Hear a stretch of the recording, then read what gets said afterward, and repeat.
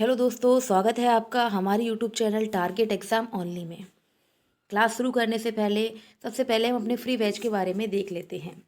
हमारे free batch का नाम है टारगेट फ्री बैच, जिसमें हमने टारगेट रखा है 90+% का। ठीक है, ये बैच जो है वो 11 नवंबर को हमने शुरू किया है। सेकेंड सेमेस्टर की इसकी टाइमिंग देख लेते हैं। सुबह 8 बजे हमारी अंग्रेजी की क्लास होगी। सुबह 10 बजे विज्ञान की क्लास होगी, यानी कि मेरी क्लास होगी, जिसमें मैं साइंस का कंप्लीट सिलेबस कराऊंगी प्लस प्रैक्टिस कराऊंगी। ठीक है, प्लस प्रैक्टिस कराऊंगी। ठीक है, शाम को 8 बजे हमारी सामाजिक अध्ययन या फिर सोशल साइंस की क्लास है। और नेक्स्ट क्लास जो है वो हमारी शाम को 9 बजे है, जो गणित की क्लास है, जिसमें डेली क्लास लग रही है। और सर आपके लिए कंप्लीट मैथ, ठीक है, कंप्लीट मैथ बेसिक से कराएंगे। ठीक है, जिसमें डीएलएड का संपूर्ण सिलेबस या पूरा सिलेबस वो कंप्लीट कराएंगे। ठीक है, अब हम देख लेते हैं अपने क्लास के बारे में। आज की हमारी यूनिट है यूनिट 3, कार्य और ऊर्जा। इससे पहले मैंने यूनिट 1 और यूनिट 2 कंप्लीट कराई हैं।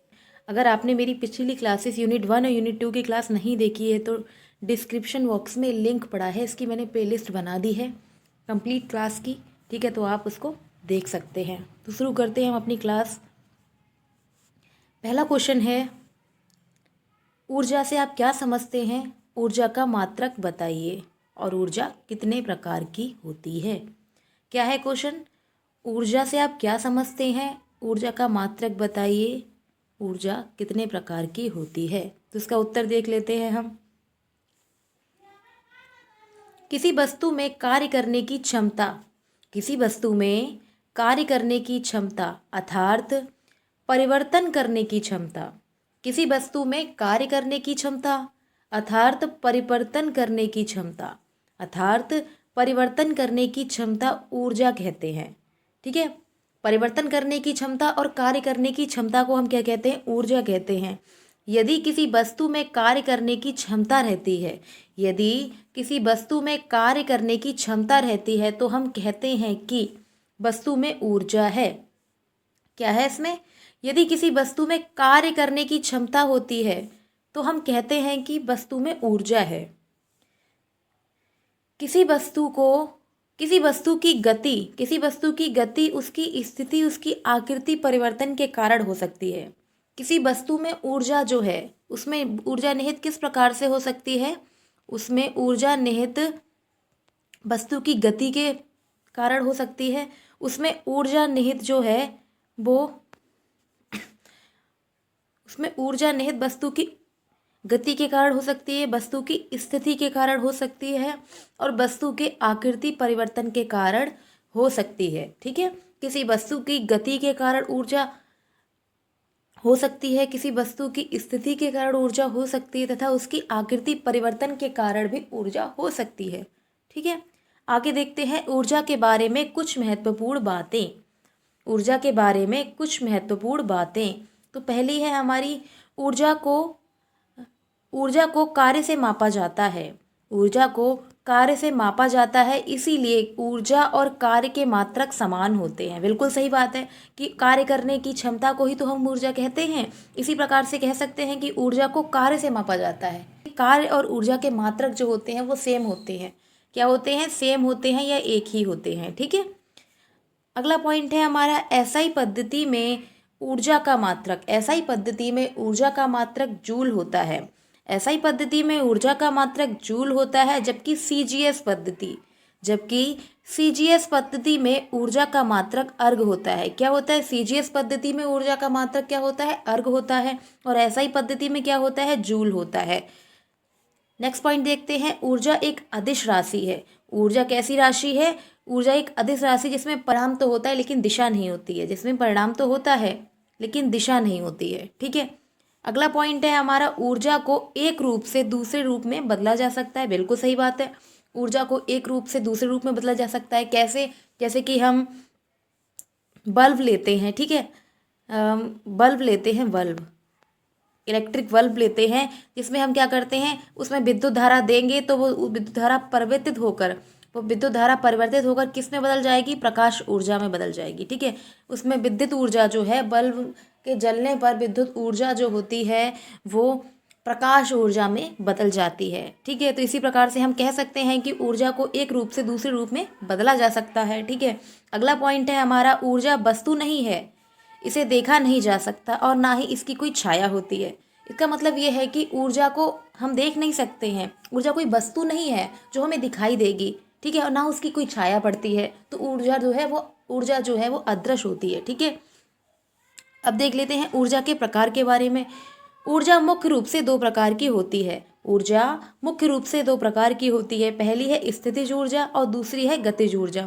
स्थितिज ऊर्जा कौन सी होती है? जो स्थिति के कारण होती है। और गतिज ऊर्जा कौन सी होती है? जो गति के कारण उत्पन्न होती है, उसको क्या गतिज ऊर्जा कहते हैं। नेक्स्ट क्वेश्चन देखते हैं, क्वेश्चन नंबर 2। ऊर्जा के विभिन्न रूपों के बारे में विस्तार पूर्वक बताइए। अब इसमें हम ऊर्जा के विभिन्न रूपों के बारे में पढ़ेंगे। ऊर्जा के विभिन्न रूपों के बारे में विस्तार पूर्वक समझाइए। अगला क्वेश्चन है, ऊर्जा का रूपांतरण से आप क्या समझते हैं? ऊर्जा का रूपांतरण मतलब ऊर्जा का दूसरी ऊर्जा में बदलना। ऊर्जा का रूपांतरण का क्या मतलब है? ऊर्जा का रूपांतरण का मतलब है ऊर्जा का एक रूप से दूसरे में बदलना। ठीक है, ऊर्जा का रूपांतरण क्या होता है? ऊर्जा का एक रूप से दूसरे रूप में बदलना। ठीक है, उसको क्या कहते हैं? ऊर्जा का रूपांतरण। अब देख लेते हैं उसका उत्तर। ऊर्जा के विभिन्न रूप निम्नलिखित हैं। ऊर्जा के विभिन्न रूप निम्नलिखित हैं। ऊर्जा किस किस रूप में हो सकती है? ऊर्जा यांत्रिक ऊर्जा के रूप में हो सकती है, ऊर्जा रासायनिक ऊर्जा के रूप में हो सकती है, ऊर्जा ध्वनि ऊर्जा के रूप में हो सकती है, ऊर्जा प्रकाश ऊर्जा के रूप में हो सकती है, ऊर्जा ऊष्मीय ऊर्जा के रूप में हो सकती है, ऊर्जा जो है वो विद्युत ऊर्जा में हो सकती है और आवेशित ऊर्जा के रूप में हो सकती है। अब पहली देख लेते हैं यांत्रिक ऊर्जा। कौन सी है? यांत्रिक ऊर्जा। किसी वस्तु में उसकी स्थिति, आकृति अथवा गति के कारण उत्पन्न ऊर्जा को यांत्रिक ऊर्जा कहते हैं। किसी वस्तु में उसकी स्थिति, आकृति तथा गति के कारण उत्पन्न ऊर्जा को क्या कहते हैं? यांत्रिक ऊर्जा कहते हैं। यांत्रिक ऊर्जा स्थितिज ऊर्जा और गतिज ऊर्जा दोनों का ही रूप होती है। यांत्रिक ऊर्जा जो होती है वो स्थितिज ऊर्जा और गतिज ऊर्जा का रूप होती है। ठीक है, तो इसे देख लेते हैं किस प्रकार से होती है। तो यांत्रिक ऊर्जा इक्वस टू होता है, यांत्रिक ऊर्जा बराबर होता है स्थितिज ऊर्जा प्लस गतिज ऊर्जा। गतिज ऊर्जा के योग को, स्थितिज ऊर्जा और गतिज ऊर्जा के योग को हम क्या कहते हैं? यांत्रिक ऊर्जा कहते हैं। उदाहरण देखते हैं। खींची हुई रबर, गुलेल, खींचा हुआ तीरमान। खींची हुई रबड़, जब हम रबड़ को खींचते हैं तो उसमें कौन सी ऊर्जा निहित होती है? रबड़ को खींचने पर उसमें यांत्रिक ऊर्जा निहित होती है। इसी प्रकार से गुलेल में जब हम पत्थर रखकर उसको पीछे तक खींचते हैं तब उसमें कौन सी ऊर्जा निहित होती है? उसमें गुलेल में यांत्रिक ऊर्जा निहित होती है। इसी प्रकार से खींचा हुआ तीर कमान, बहता हुआ पानी, गतिमान रेलगाड़ी, गतिमान वायु आदि में यांत्रिक ऊर्जा निहित होती है। ठीक है, अगला देखते हैं। सेकंड है हमारी रासायनिक ऊर्जा। कौन सी है? रासायनिक ऊर्जा। भोजन से शरीर को ऊर्जा मिलती है। भोजन से शरीर को ऊर्जा मिलती है। शरीर में भोजन के पाचन के उपरांत ऑक्सीजन की उपस्थिति में रासायनिक अभिक्रियाएं होती हैं। शरीर में भोजन के पश्चात ऑक्सीजन की उपस्थिति में रासायनिक अभिक्रियाएं होती हैं, जिसके फलस्वरूप ऊर्जा मुक्त होती है। भोजन में ऊर्जा रासायनिक ऊर्जा के रूप में संचित होती है। बिल्कुल सही बात है, भोजन में जो ऊर्जा होती है वो रासायनिक ऊर्जा के रूप में संचित होती है। भाप के इंजन में कोयला, पेट्रोल के इंजन में पेट्रोल और डीजल के इंजन में डीजल का प्रयोग ईंधन के रूप में होता है। भाप के इंजन में कोयला, पेट्रोल के इंजन में पेट्रोल और डीजल के इंजन में डीजल का प्रयोग ईंधन के रूप में होता है। कोयला, पेट्रोल और डीजल ऊर्जा रासायनिक ऊर्जा के ही रूप हैं। ऊर्जा के रासायनिक ऊर्जा के ही रूप हैं। क्या क्या है? कोयला, पेट्रोल और डीजल। ठीक है, अगली देखते हैं हम विद्युत ऊर्जा। विद्युत ऊर्जा, स्विच ऑन करने पर पंखे के अंदर विद्युत धारा प्रवाहित होती है। स्विच को ऑन करने पर क्या होता है? पंखे के अंदर विद्युत धारा प्रवाहित होती है और पंखा घूमने लगता है। विद्युत धारा के द्वारा कारखानों की मशीनें, रेलगाड़ी का इंजन, आटा और तेल चक्की आदि चलाई जाती है। अतः विद्युत एक प्रकार की ऊर्जा है। विद्युत धारा में कार्य करने की क्षमता। विद्युत धारा में, इसकी डेफिनेशन देख लेते हैं विद्युत ऊर्जा की। तो विद्युत धारा में कार्य करने की क्षमता, विद्युत धारा में कार्य करने की क्षमता को विद्युत ऊर्जा कहते हैं। विद्युत धारा में कार्य करने की क्षमता को विद्युत ऊर्जा कहते हैं। अब देखते हैं नेक्स्ट, ऊर्जा का रूपांतरण। इसकी हम डेफिनेशन देखते हैं, ठीक है, इसकी डेफिनेशन देखते हैं।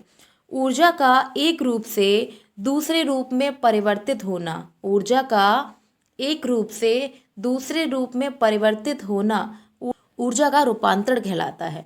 उदाहरण के लिए रासायनिक ऊर्जा, ऊष्मीय ऊर्जा, गतिज ऊर्जा। डेफिनेशन एक बार फिर से देख लेते हैं। ऊर्जा का एक रूप से दूसरे रूप में परिवर्तित होना, ऊर्जा का एक रूप से दूसरे रूप में परिवर्तित होना ऊर्जा का रूपांतरण कहलाता है, ऊर्जा का रूपांतरण कहलाता है। उदाहरण के लिए रासायनिक ऊर्जा, ऊष्मीय ऊर्जा, गतिज ऊर्जा आदि। अब ऊर्जा के कुछ अन्य रूपांतरण देख लेते हैं कि किस प्रकार से ऊर्जा दूसरे रूप में परिवर्तित होती है। तो पहला है पटाखों को छुड़ाने से रासायनिक ऊर्जा जो होती है, पटाखों को छुड़ाने से रासायनिक ऊर्जा प्रकाश ऊर्जा और ध्वनि ऊर्जा में बदल जाती है। पटाखों को छुड़ाने से रासायनिक ऊर्जा प्रकाश ऊर्जा और ध्वनि ऊर्जा में बदल जाती है, ठीक है। नेक्स्ट है हमारा भाप इंजन। भाप इंजन एवं डीजल इंजन के दहन की क्रिया के द्वारा ऊष्मीय ऊर्जा यांत्रिक ऊर्जा में बदल जाती है। भाप इंजन तथा डीजल इंजन के दहन क्रिया द्वारा ऊष्मीय ऊर्जा यांत्रिक ऊर्जा में परिवर्तित हो जाती है। नेक्स्ट है पॉइंट 3, जलती हुई मोमबत्ती में रासायनिक ऊर्जा ऊष्मीय ऊर्जा और प्रकाश ऊर्जा में रूपांतरित हो जाती है। जलती हुई जब मोमबत्ती को हम जलाते हैं तो वो रासायनिक ऊर्जा की फॉर्म में होती है। उसको जलाने के बाद वह किस में परिवर्तित हो जाती है? ऊष्मीय, वो ऊष्मा देती है हमें और प्रकाश में परिवर्तित हो जाती है। अगला पॉइंट है पॉइंट नंबर 4, जब किसी माइक्रोफोन के सामने बोलते हैं तो ध्वनि ऊर्जा विद्युत ऊर्जा में बदल जाती है। तब ध्वनि ऊर्जा विद्युत ऊर्जा में बदल जाती है। लाउड स्पीकर ध्वनि विस्तारक यंत्र द्वारा विद्युत ऊर्जा को पुनः ध्वनि ऊर्जा में बदला जा सकता है। लाउड स्पीकर के द्वारा हम क्या कर सकते हैं? विद्युत ऊर्जा को ध्वनि ऊर्जा में बदल सकते हैं और माइक्रोफोन के द्वारा ध्वनि ऊर्जा को हम विद्युत ऊर्जा में बदल सकते हैं, ठीक है। अगला पॉइंट है पॉइंट नंबर 5, फोटोग्राफिक प्लेट में प्रकाश ऊर्जा रासायनिक ऊर्जा में रूपांतरित होती है। फोटोग्राफिक प्लेट में प्रकाश ऊर्जा रासायनिक ऊर्जा में परिवर्तित होती है। पॉइंट 6 देखते हैं, पौधों में प्रकाश संश्लेषण की क्रिया द्वारा प्रकाश ऊर्जा, जो प्रकाश ऊर्जा होती है वो रासायनिक ऊर्जा में परिवर्तित हो जाती है या रूपांतरित हो जाती है। पौधों में, एक बार फिर से देखते हैं, पौधों में प्रकाश संश्लेषण की क्रिया द्वारा प्रकाश ऊर्जा रासायनिक ऊर्जा में बदल जाती है। नेक्स्ट पॉइंट है point number 7, photo electric cell या सोलर सेल द्वारा प्रकाश की ऊर्जा, सूर्य के प्रकाश से हम फोटो इलेक्ट्रिक सेल को या सोलर सेल को यूज़ करते हैं, ठीक है, सोलर सेल का प्रयोग करते हैं। तो सोलर सेल की जो प्रकाश ऊर्जा, सोलर सेल द्वारा प्रकाश ऊर्जा को हम विद्युत ऊर्जा में रूपांतरित कर सकते हैं। फोटो इलेक्ट्रिक सेल या सोलर सेल द्वारा प्रकाश की ऊर्जा को विद्युत ऊर्जा में परिवर्तित किया जा सकता है। अगला पॉइंट है पॉइंट नंबर 8, साइकिल चलाने में पेशीय ऊर्जा, जो मांसपेशियों द्वारा लगती है उसको हम पेशीय ऊर्जा कहते हैं। तो साइकिल चलाने में पेशीय ऊर्जा यांत्रिक ऊर्जा में बदलती है या रूपांतरित होती है, ठीक है। साइकिल चलाने में पेशीय ऊर्जा जो है वो यांत्रिक ऊर्जा में परिवर्तित होती है। अगला क्वेश्चन देखते हैं, क्वेश्चन नंबर 3, ऊर्जा का अपव्यय क्या है? ऊर्जा का अपव्यय क्या है या फिर ऊर्जा का ह्रास क्या है? समझाइए, ऊर्जा ह्रास समझाइए। तो इसका आंसर देख लेते हैं। ऊर्जा का ह्रास का मतलब है उपयोगी ऊर्जा का अनुपयोगी ऊर्जा में रूपांतरण। ऊर्जा का ह्रास का मतलब है उपयोगी ऊर्जा का अनुपयोगी ऊर्जा में परिवर्तन या रूपांतरण क्या कहलाता है? ऊर्जा ह्रास कहलाता है। अब इसकी डेफिनेशन देख लेते हैं। जब एक प्रकार की ऊर्जा का किसी अन्य रूप में रूपांतरण होता है, जब एक प्रकार की ऊर्जा का किसी अन्य रूप में रूपांतरण होता है, तब ऊर्जा का कुछ भाग ऐसे रूप में बदल जाता है। तो कुछ ऊर्जा का कुछ भाग ऐसे कुछ भाग में तब ऊर्जा का कुछ भाग ऐसे रूप में बदल जाता है जिसका उस समय उस स्थान पर कोई लाभ नहीं होता। तब ऊर्जा का कुछ भाग जो है वो ऐसे रूप में बदल जाता है जिसका उस समय उस स्थान पर कोई लाभ नहीं होता है। उदाहरण देख लेते हैं। उदाहरण के लिए, जैसे विद्युत बल्ब में संपूर्ण विद्युत ऊर्जा प्रकाश ऊर्जा में नहीं बदलती है। विद्युत बल्ब में संपूर्ण विद्युत ऊर्जा प्रकाश ऊर्जा में नहीं बदलती है, परंतु कुछ भाग ऊष्मीय ऊर्जा के रूप में बदल जाता है। परंतु कुछ भाग ऊष्मीय ऊर्जा के रूप में बदल जाता है। इसी प्रकार यांत्रिक ऊर्जा के रूपांतरण में घर्षण के कारण ऊर्जा का कुछ भाग ऊष्मीय ऊर्जा और ध्वनि ऊर्जा व प्रकाश ऊर्जा में बदल जाता है। इसी प्रकार यांत्रिक ऊर्जा के रूपांतरण में घर्षण के कारण ऊर्जा का कुछ भाग ऊष्मीय ऊर्जा, ध्वनि ऊर्जा व प्रकाश ऊर्जा में बदल जाता है, जिनका उस समय कोई उपयोग नहीं होता है, परंतु मशीनें गर्म होकर खराब हो सकती हैं। उस समय ऊर्जा का उपयोग में ना होना ही ऊर्जा का ह्रास है। ऊर्जा का समय पर उपयोग में ना होना क्या कहलाता है? ऊर्जा ह्रास कहलाता है। मशीनों में ऊर्जा ह्रास द्वारा होने वाली खराबियों से बचाव के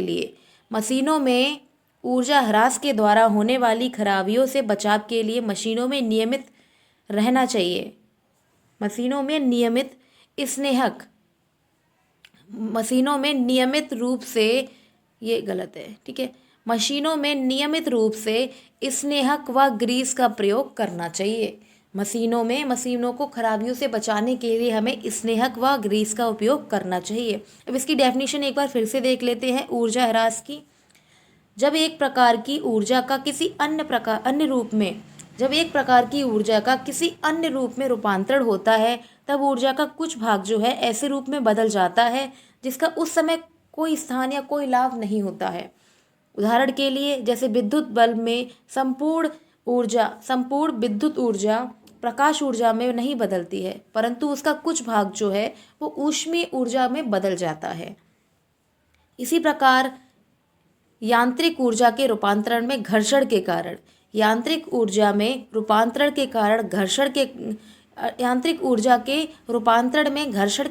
ऊर्जा का कुछ भाग जो है वो ऊष्मीय ऊर्जा, ध्वनि ऊर्जा व प्रकाश ऊर्जा में बदल जाता है, जिनका उस समय कोई उपयोग नहीं होता है, ठीक है।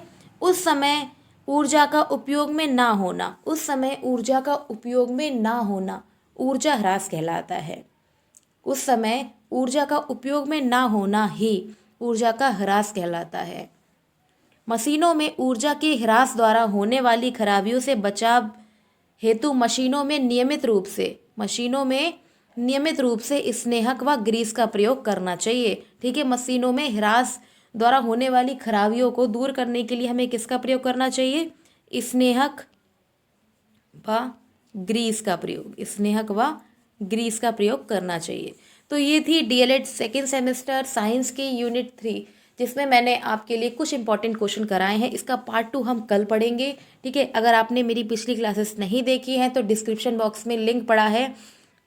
बॉक्स में प्लेलिस्ट का लिंक पड़ा है, आप उसमें जाकर पुरानी क्लासेस देख सकते हैं। अगर आपको मेरी क्लासेस अच्छी लगी हो तो टारगेट एग्ज़ाम ओनली को सब्सक्राइब करें और बेल आइकन को प्रेस करें। Thank you.